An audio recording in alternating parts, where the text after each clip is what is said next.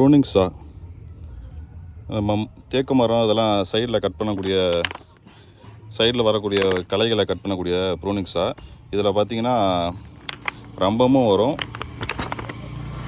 ரம்பம் போட்டும் கட் பண்ணிக்கலாம். கொஞ்சம் பெருசாக இருக்கிறத, சின்னதாக இருக்கிறத இந்த சிசர் மாதிரி டைப்லேயும் கட் பண்ணிக்கலாம். கீழே இருந்து நம்ம கட் பண்ணிக்கலாம். ரோப்பு போட்டு இழுத்திங்கன்னா கட் ஆகிரும். இந்தமாரி மரக்குச்சியோ இல்லை பைப்போ எது வேணாலும் மாட்டிக்கலாம், மாட்டியிலே கட் பண்ணிக்கலாம். இப்போ கட் பண்ணி காட்டுறோம் பாருங்கள்.